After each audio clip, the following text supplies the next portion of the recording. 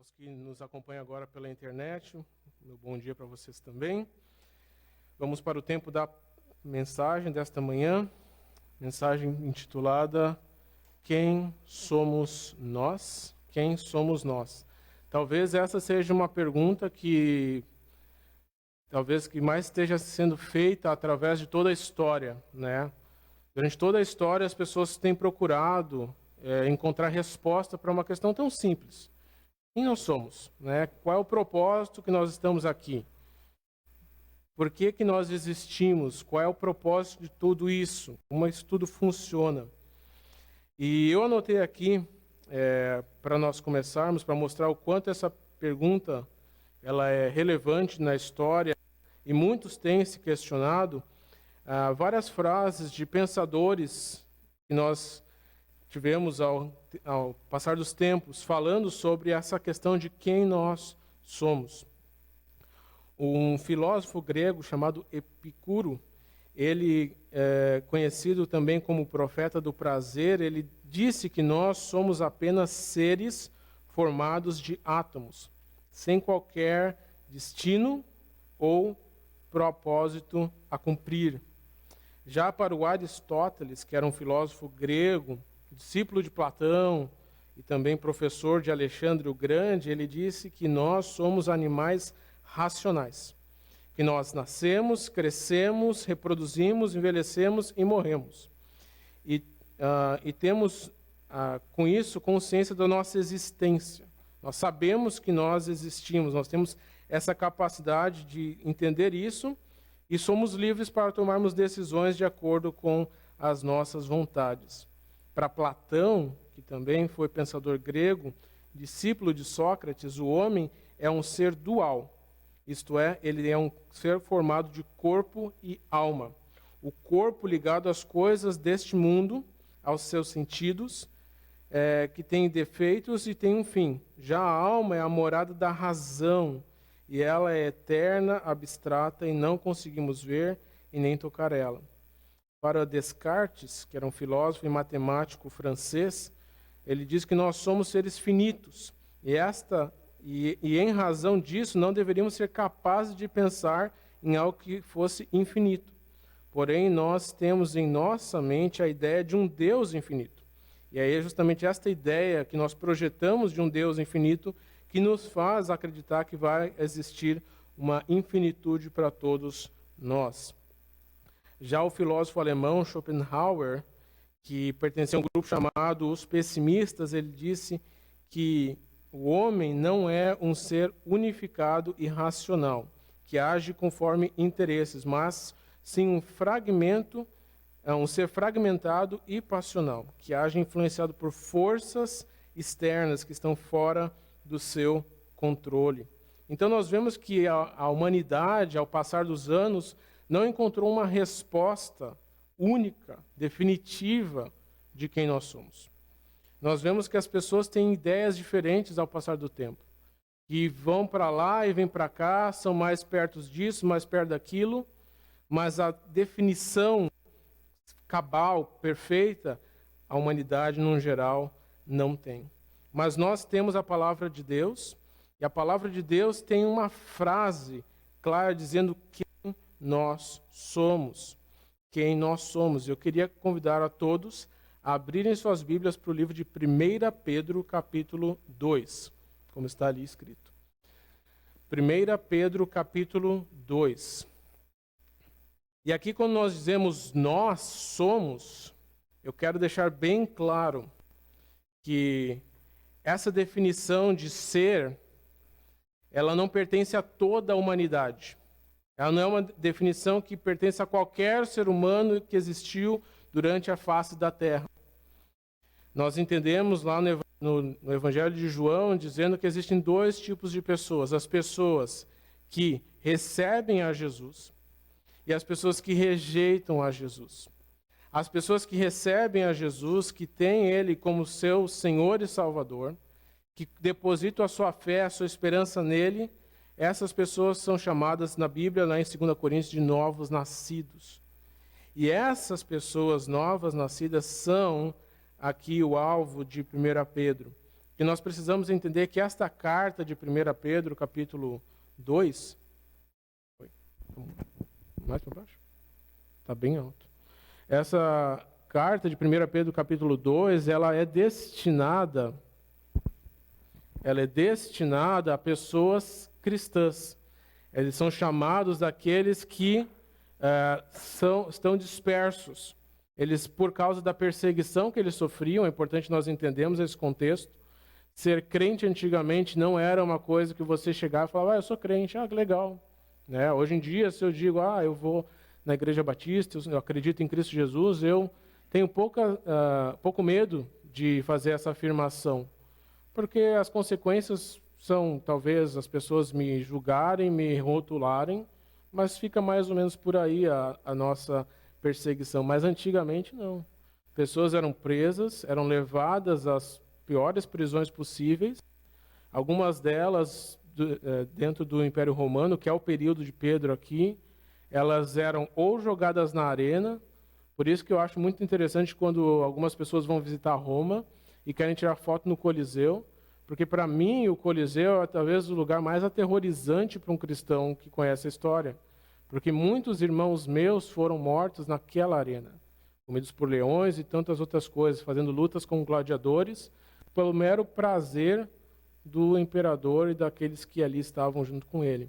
Mas também Nero tinha outras práticas. Nero gostava de pendurar cristãos nas ruas.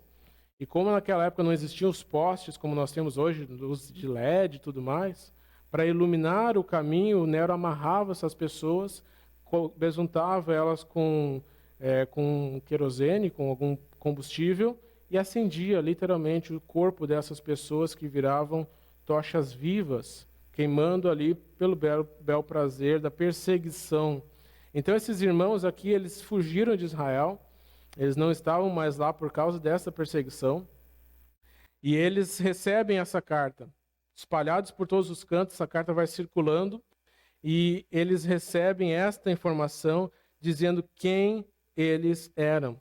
E nessa manhã nós vamos ver quem nós somos, por que nós devemos fazer o que nós fazemos e como nós devemos viver a vida que nós temos em Cristo Jesus. Então, primeiramente, vamos começar com a frase quem nós somos. Lê comigo versículos 9 e 10. Diz assim: vós, porém, sois, ou seja, quem nós somos, raça eleita, sacerdócio real, nação santa, povo de propriedade exclusiva de Deus, a fim de proclamardes as virtudes daquele que vos chamou das trevas para a sua maravilhosa luz. Vós, sim, que antes não erais povo, mas agora sois povo de Deus, que não tinhas alcançado misericórdia, mas agora alcançastes misericórdia. Vamos orar. Pai, obrigado por essa manhã, obrigado por tua palavra. Eu sei que o Senhor é um Deus que ama a esse mundo e por amor a esse mundo deu o seu Filho unigênito para morrer na cruz do Calvário. Teu único Filho morreu pelos nossos pecados.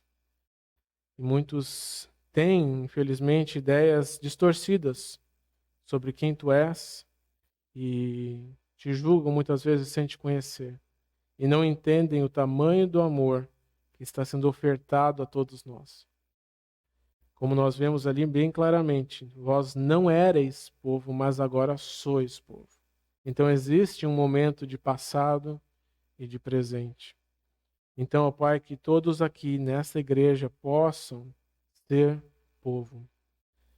Mas eu sei, ó Deus, que não importa o quantos anos uma pessoa está aqui na igreja, não importa o quão ela tente se parecer com o filho teu,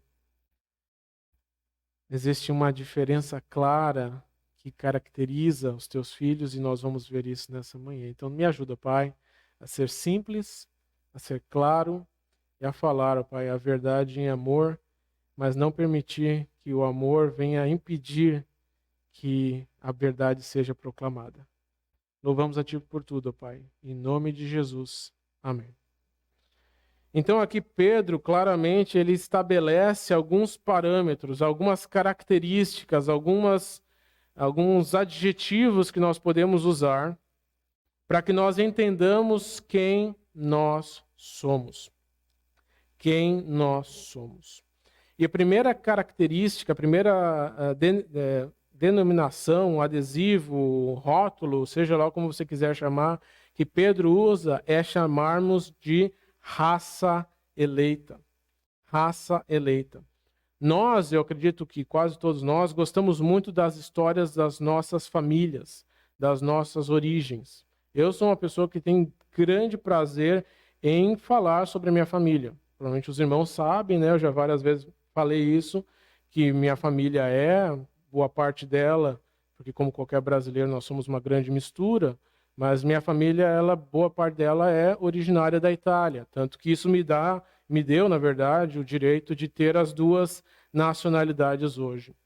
E se tem uma coisa que eu gosto muito de ouvir, ou gostava no caso, né, porque infelizmente não tenho mais o prazer de ouvir da fonte que mais gostava de ouvir, que era da minha avó, eu gostava muito de ouvir as histórias dela, contando sobre tudo o que o seu pai, que era o imigrante no caso, contava sobre toda a vida dele aqui, as oportunidades que ele teve aqui e as dificuldades que ele teve aqui.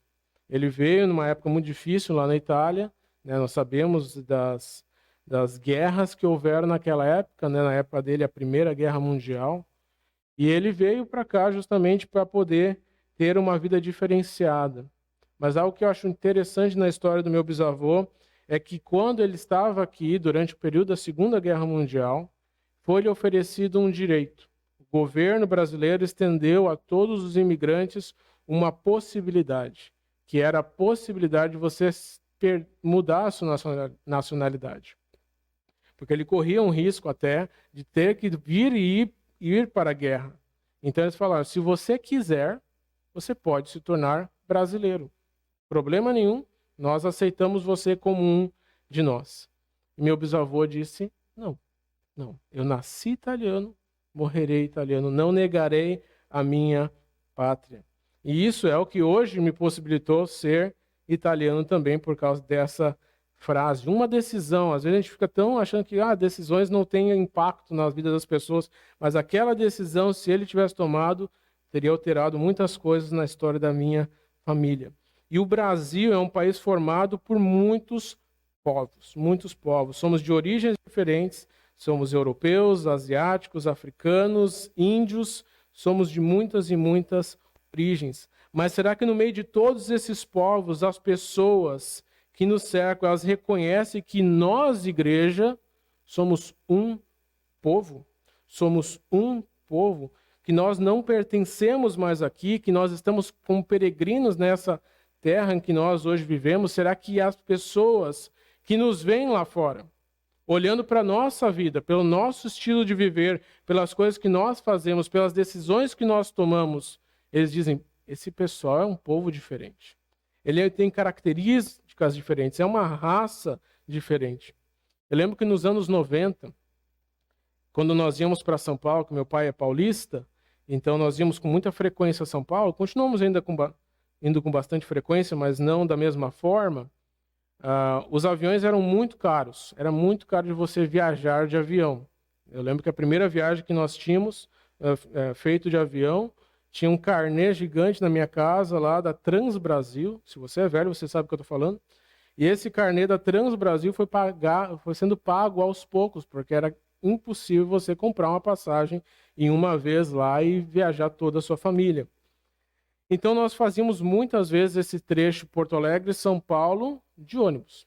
Ficamos lá, nossas felizes 18 horas dentro de um ônibus. Que já foi ruim, que já foi pior, que foi horrível, né? Por causa que as leis foram mudando. Quando a gente era criança, podia se fumar dentro do ônibus. Aí depois a lei prosseguiu, aí se inventou o ar-condicionado para dar mais conforto para você viajar.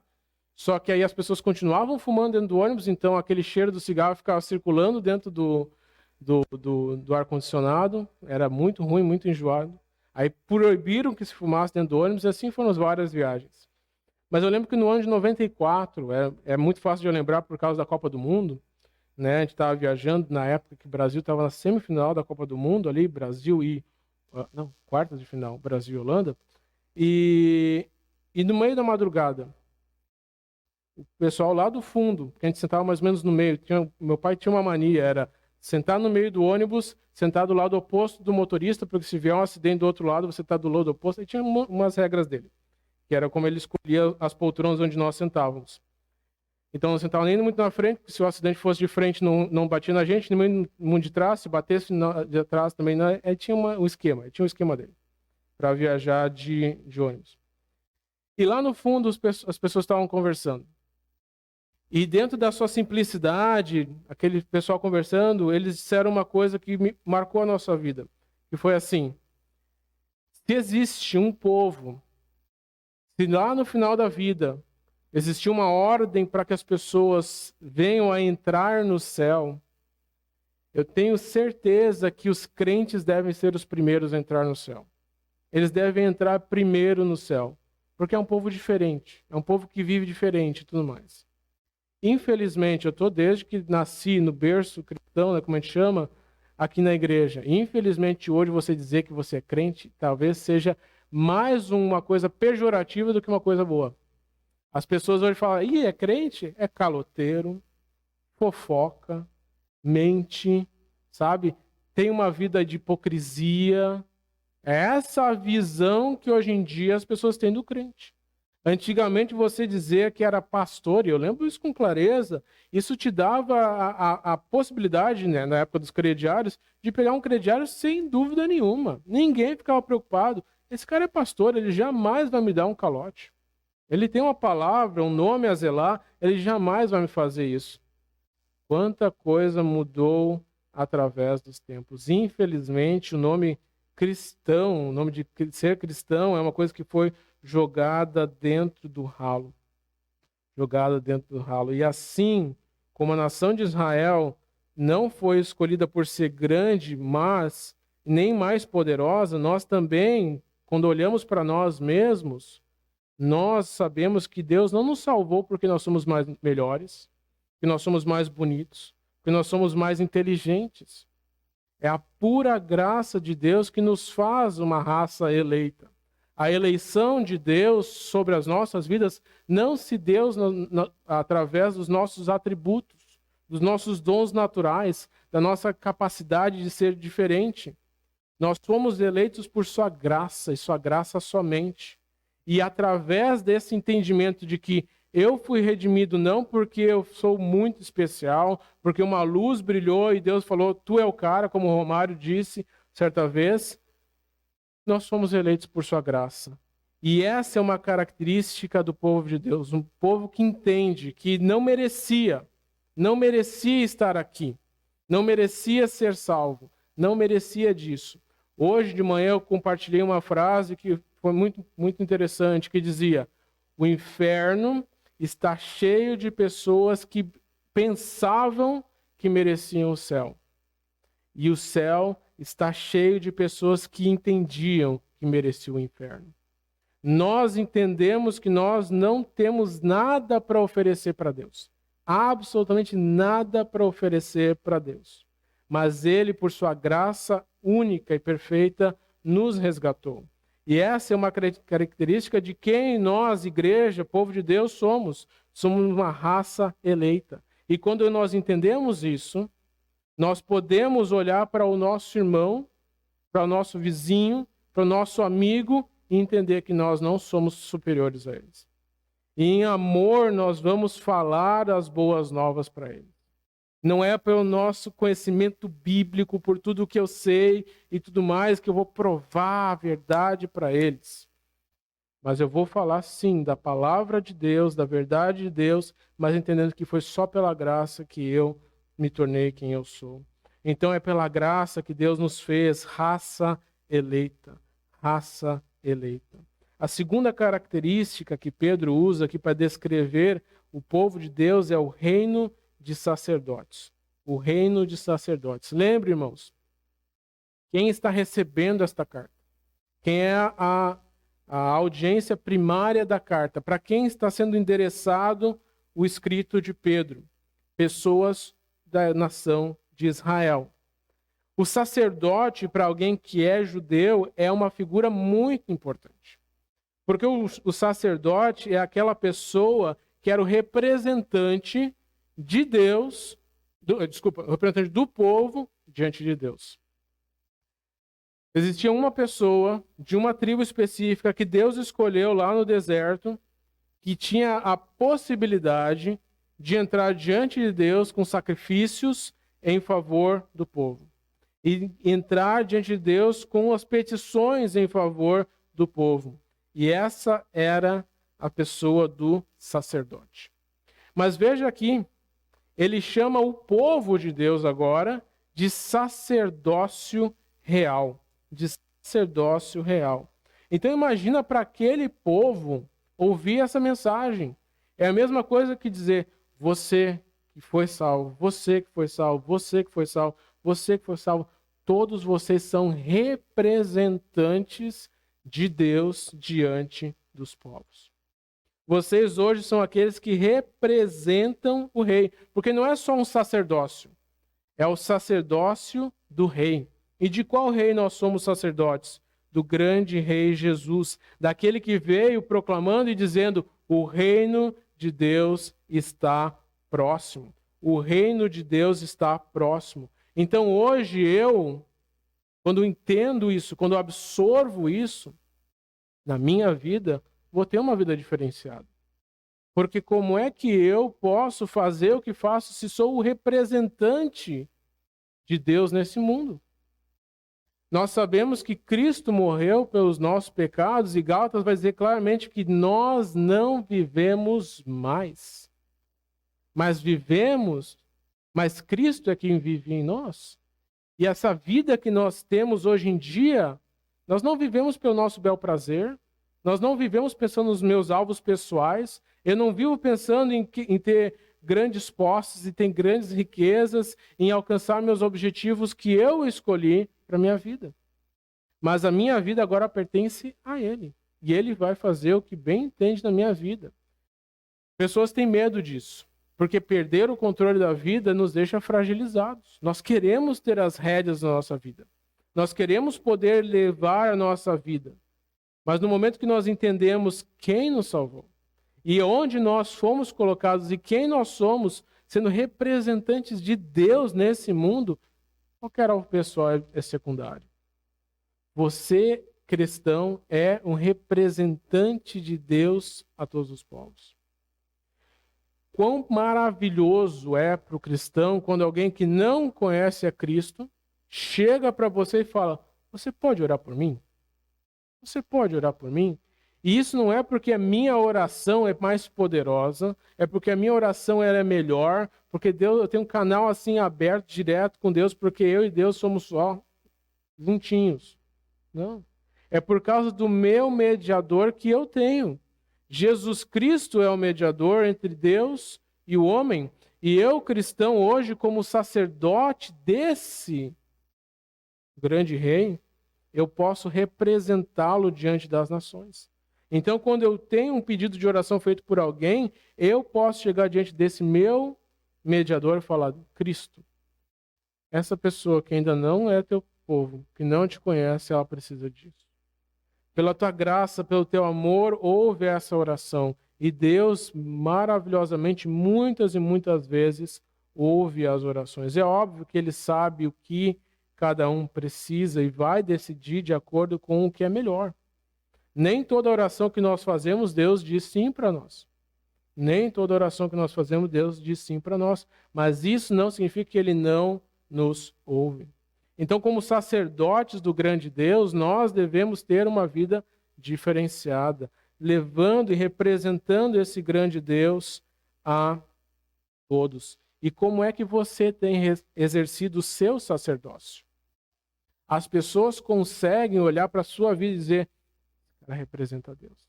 Esta mulher representa Deus. Esse jovem representa Deus. Ele está aqui de uma maneira diferenciada.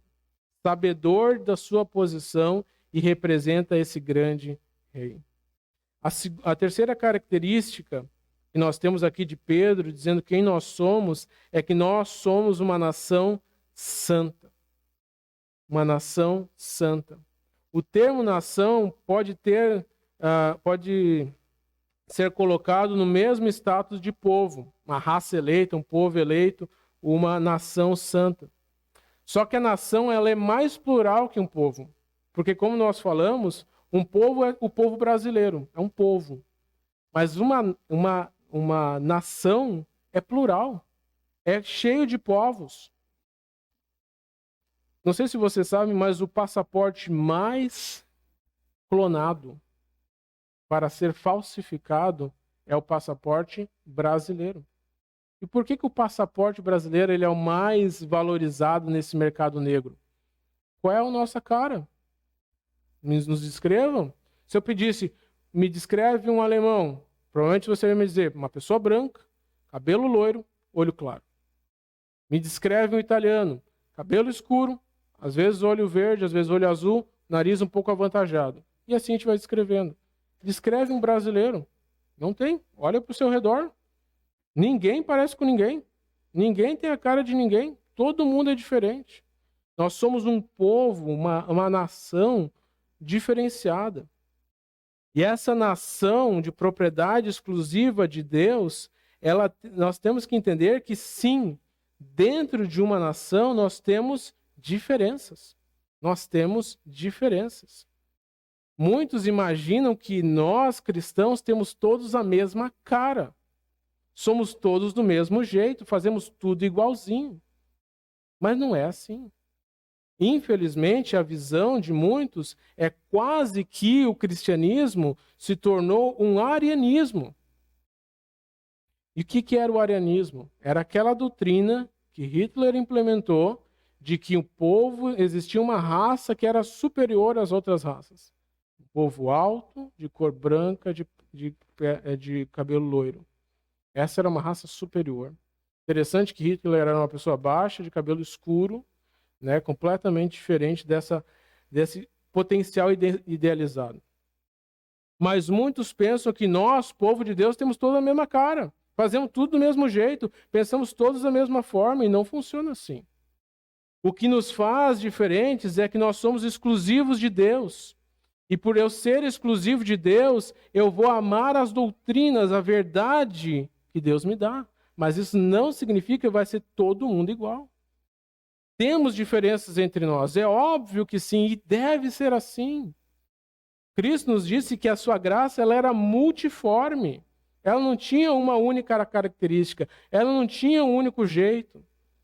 E nós nos separamos, nós nos excluímos de muitas coisas porque pensamos, esse não é povo de Deus.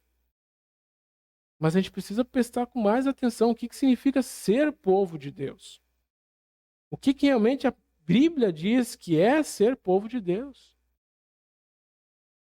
Muitas vezes nós temos nos tornado esse povo que quer ser diferente. E quem não é igual a nós queremos eliminar da nossa frente. Queremos eliminar dizendo, vocês estão errados. O cristianismo é somente dessa forma. Único, exclusivo. Meus irmãos, tenham uma certeza. O exclusivo de Deus é isso aqui. Nada mais. Nada mais. Muitas pessoas ficam martelando em tantas coisas, dizendo, isso é a verdade de Deus. E aí quando você pede, me mostra aqui, não tem. Me aponta aqui, não tem. Então se está aqui, é isso aqui. E dessa forma tem que ser. Única e exclusivamente.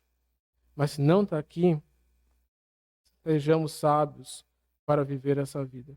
Então nós somos um povo multiforme, diferente, bonito, plural, e que se tem como característica essa unidade. Essa unidade de sermos todos santos. Nós somos uma nação santa. É isso que nos caracteriza de uma forma igualitária. Nós somos uma nação santa, separados. Quantas e quantas pessoas vivem vidas puras e exclusivamente de fachadas? pura fachada. E não existe santidade naquela vida. Não existe santidade naquela vida. Esse desejo de se separar desse mundo, de entender que nós não pertencemos mais a este mundo, que nós temos alvos que são diferentes dos alvos desse mundo. Nós somos separados porque nós somos santos. É isso que significa ser uma nação santa. Não é esse arianismo, não é esse exclusivismo, não é essa coisa única de uma forma como se fosse uma linha de fabricação. Uma linha de fabricação não funciona assim. Então nós somos raça eleita, o povo eleito, sacerdócio real, nação santa e esse povo de propriedade exclusiva de Deus. Pertencemos a Ele. Pertencemos ao nosso grande Deus. É somente a Ele que nós pertencemos. E por que nós devemos viver dessa forma? Por que nós devemos ter e obedecer esse chamado? Por que eu sou cristão? Qual é a reação que as pessoas têm quando ouvem cristão? Nós fomos todos chamados com um propósito. E qual era esse propósito que nós fomos todos chamados? Nós fomos chamados para proclamar. O final do versículo 9 vai dizer, a fim... Então, por que nós devemos ser dessa forma? A fim de proclamardes as virtudes daquele que vos chamou das trevas para a sua maravilhosa luz. É por causa disso que nós fazemos o que fazemos.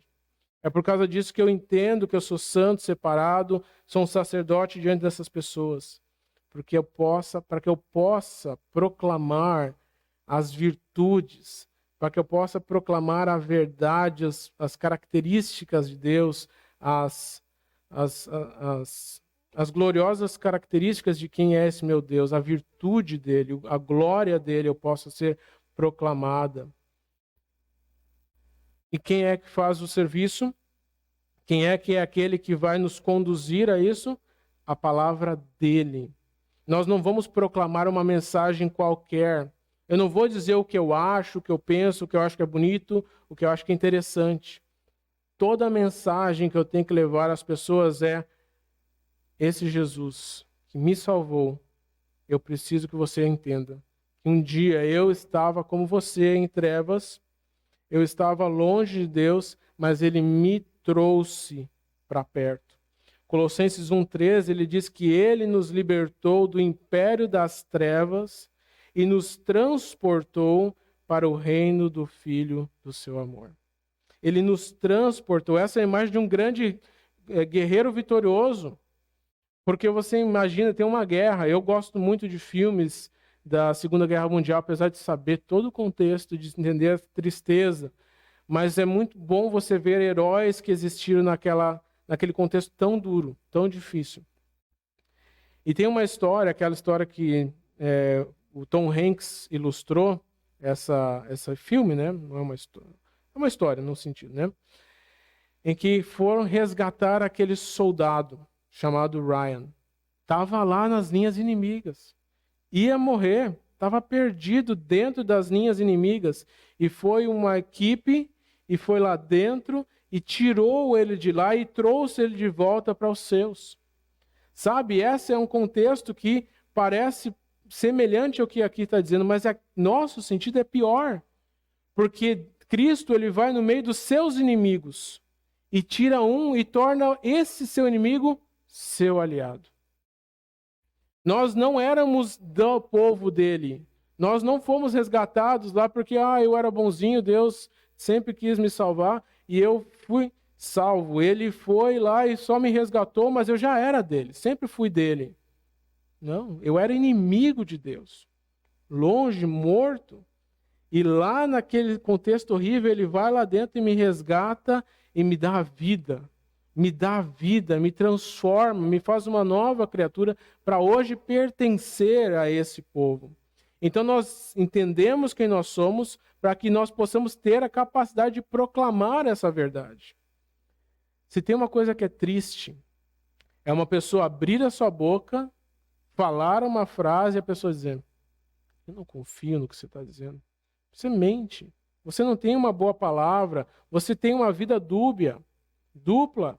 Você fala que é cristão, mas em casa faz isso. Quando ninguém está na sua casa, você liga a sua televisão, você abre seu computador, você pega o seu telefone e faz essa e essa coisa. Você tem esse e aquele pensamento, você faz isso e aquilo. E não é que nós nunca vamos errar. Mas um povo que entende quem ele é, ele vai constantemente se arrepender dos seus pecados e vai querer viver essa novidade de vida. Mas não querer continuar numa vida hipócrita. Então, para que nós possamos proclamar essas virtudes, é necessário que exista da nossa parte uma vida diferenciada. Para que as pessoas possam dizer, olha, eu conheci essa pessoa. Eu sei quem ele era. E só Deus pode ter transformado essa pessoa. Só Deus pode ter transformado essa pessoa. Tem um pastor que eu gosto muito, que chama Steve Lawson. Muito bom pastor, muito bom pastor. E eu lembro que ele contando a história dele quando ele se converteu, ele dizia que ele era um aluno muito ruim, só queria saber jogar futebol americano, jogar futebol americano, jogar futebol americano. E não gostava de estudar. Não gostava de estudar, não tinha nenhum prazer em estudar, não era a área dele. Ele queria jogar futebol americano, é isso que ele gostava de fazer. E um dia, depois de convertido, depois de ter feito seminário e tudo mais, o pai dele foi visitar ele na casa dele. E aí ele foi e levou o pai dele na biblioteca da casa dele.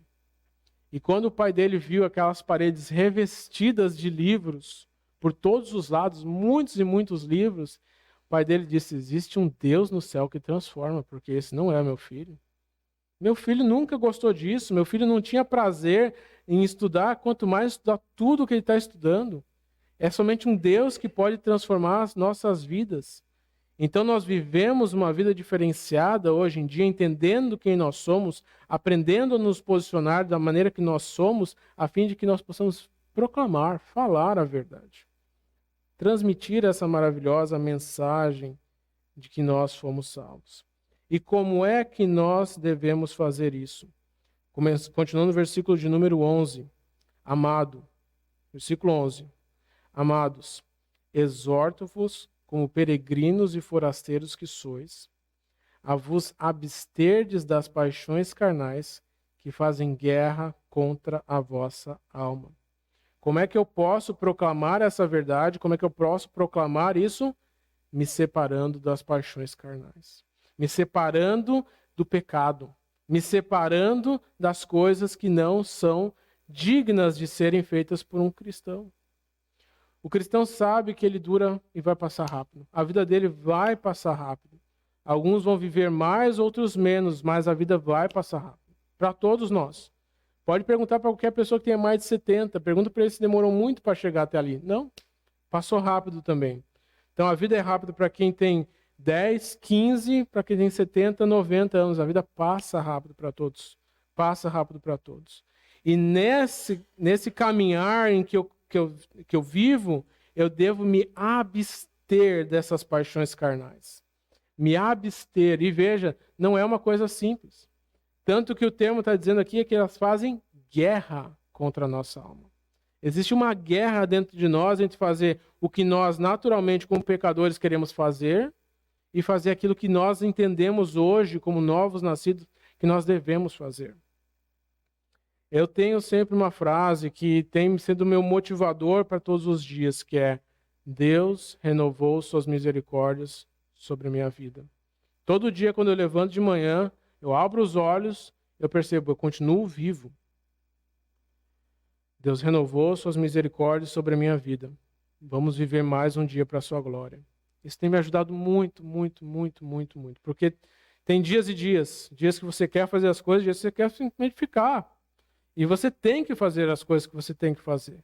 Então, se Deus me dá vida, eu não posso desperdiçar a vida que Ele me deu. Então, eu levanto confiado que esse meu Deus me deu um novo dia para viver para a sua glória.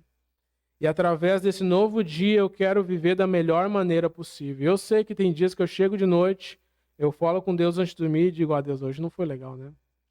Teve várias ações que eu fiz hoje que eu acho que podia ser melhor, né? Podia ter tomado uma decisão melhor, podia ter usado uma palavra melhor, podia ter feito tal coisa que fosse melhor, que pudesse me abrir uma oportunidade para proclamar o evangelho. Não foi legal hoje. E eu vou dormir. E aí no outro dia, quando eu acordo, eu vejo, bom, Ele ainda quer que eu sirva a Ele. Ele quer ainda que eu faça as coisas para Ele. Então, vamos de novo. Para viver um dia diferente do dia anterior. Me abstendo de tudo aquilo que me separa desse grande Deus. Se tem uma coisa que o Spurgeon falou que eu acho muito interessante, foi a seguinte: se eu entendo que o meu pecado foi o que levou o meu Salvador para aquela cruz, eu não posso brincar com aquilo que matou o meu melhor amigo. Eu não posso flertar com isso que justamente levou o meu melhor amigo a morrer. Então, é uma coisa assim que não faz sentido. Se o meu melhor amigo morreu por causa do meu pecado, como é que eu vou ficar lá brincando com aquele pecado, dizendo, tá tudo bem e tudo mais? Não posso fazer isso. Meu melhor amigo morreu por causa disso, e por causa disso eu quero me separar dessas coisas.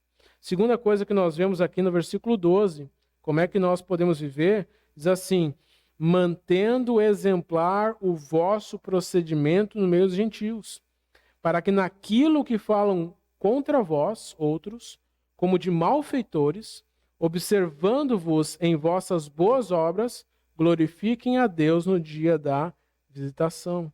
Então nós devemos ter um viver honesto, um viver que seja sem hipocrisia, mantendo uma vida exemplar.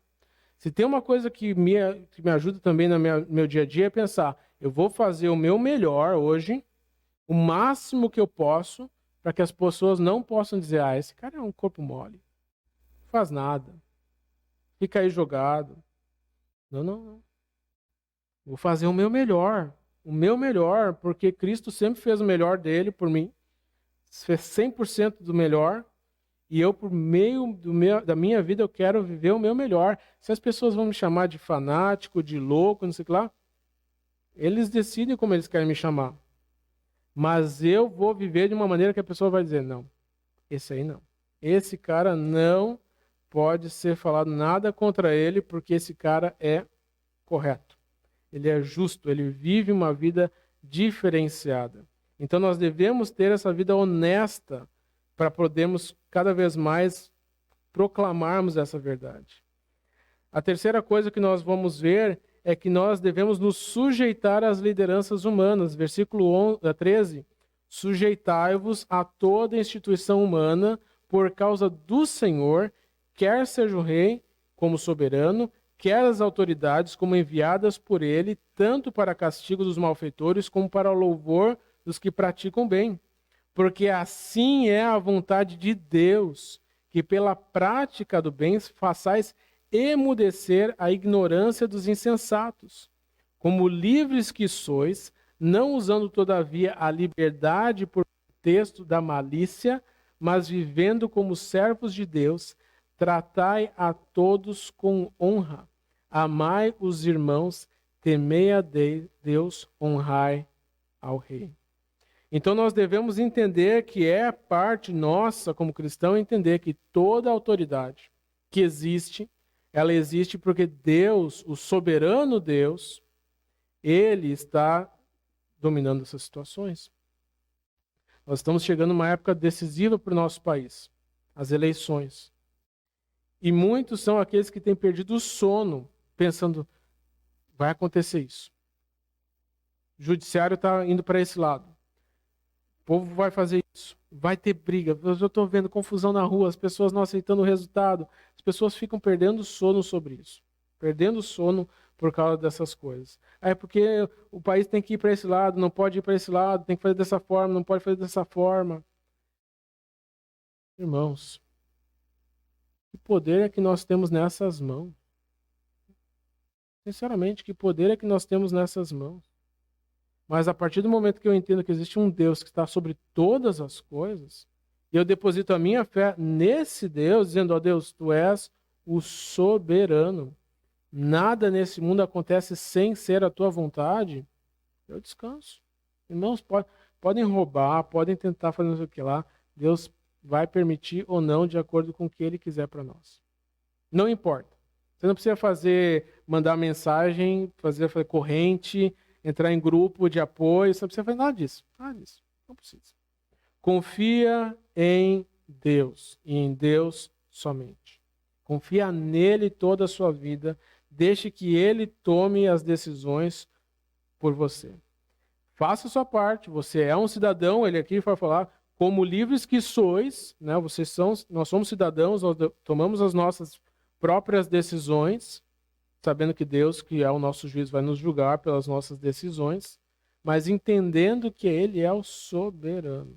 Soberano. E por isso eu me sujeito a toda e qualquer autoridade. Toda e qualquer autoridade que ele coloca diante de mim. E por fim, versículo 21.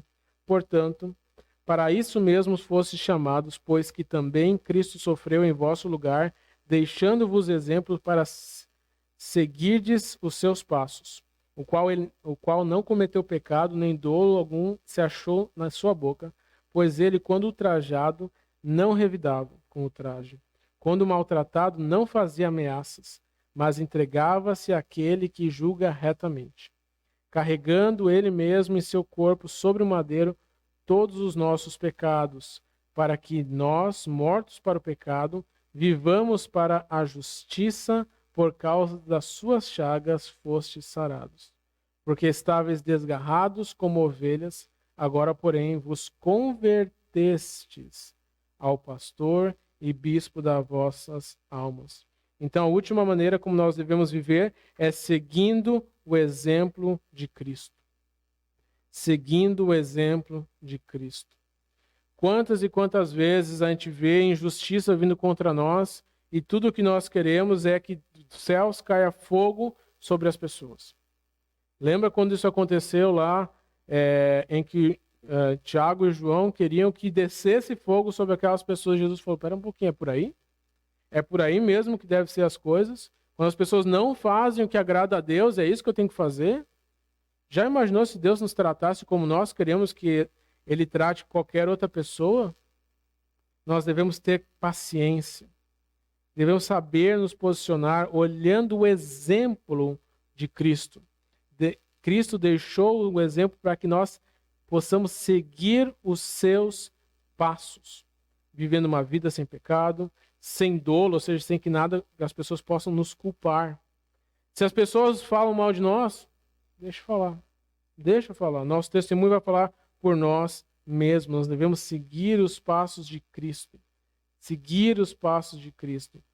Porque é o seguir Ele, confiar nele, é que nós recebemos cura para as nossas vidas. Uma coisa que eu tenho falado muito nos últimos tempos é que se é algo que eu tenho aprendido com o que eu passei e tenho passado, é que as dores que eu vivo, que eu tenho na minha vida, não são sobre mim mesmo. Deus não quer que eu cresça, eu me torne mais poderoso, que eu me entre num novo estado de vida, de aperfeiçoamento, de nada disso.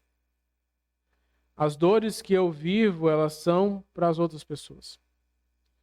Eu tenho visto muitas e muitas pessoas que se aproximaram de mim, que abriram seus corações para mim, porque viram as dores que eu passei. E se identificaram muitas vezes com as dores que eu passei. E outras pessoas têm procurado, às vezes, um conselho. Né? Recentemente, uma amiga minha, lá do interior de São Paulo, ela veio e falou assim, olha, tem uma outra amiga, foi descoberto câncer nela. É um câncer bem complicado, está muito difícil a situação. Quais livros você recomenda indicar para ela ler? Eu pude recomendar os livros que a Lu gostava muito. Né? Principalmente um livro que foi escrito pela Susana Spurgeon. Muito legal mesmo o livro, falando sobre como encarar o sofrimento, entender o sofrimento. Muito bom aquele livro. E também pude mandar as cartas que a Lu escreveu durante o seu tratamento. E eu tenho visto que as dores que eu sofri têm sido usadas para alcançar outras pessoas. Essa pessoa que vai estar recebendo o aconselhamento já é cristã. Ela é esposa de um pastor e tem 2 filhos, está passando por uma situação bem difícil. Mas as dores não ficaram isoladas em mim. Mas por causa das dores eu posso hoje ajudar outras pessoas, assim como também sou ajudado por causa das dores de outras pessoas. Então nós vivemos uma vida entendendo que nós devemos seguir os passos, o exemplo de Cristo, porque pelas chagas dele é que eu fui sarado. Pelas minhas chagas, pessoas também podem ser saradas no sentido de encontrar o mesmo descanso que eu tenho encontrado em Cristo Jesus para a minha vida. Ele é o meu pastor e eu confio no seu direcionar. Para nós terminarmos, vamos parar, pensar e praticar. Eu realmente, você cristão, pode dizer a essa pergunta, eu realmente vivo como quem eu sou e como eu deveria viver? A maneira como você vive, sabe, sem nenhuma barreira. Eu li uma frase ontem que eu gostei muito. Deus, ele não pode mudar aquela pessoa que eu finjo ser. Deus não pode mudar a pessoa que eu finjo ser. Ele pode mudar quem eu sou. E quando eu sou verdadeiro diante de Deus, esse sim é quem Deus pode mudar. Então Deus, ele não pode mudar quem eu finjo ser, mas ele pode mudar quem eu verdadeiramente sou. Então eu tenho vivido de uma forma verdadeira, correta. Eu tenho feito o que me é requerido. As coisas que Deus quer de mim é como eu tenho vivido. E por fim, eu tenho alcançado bom testemunho através das minhas atitudes.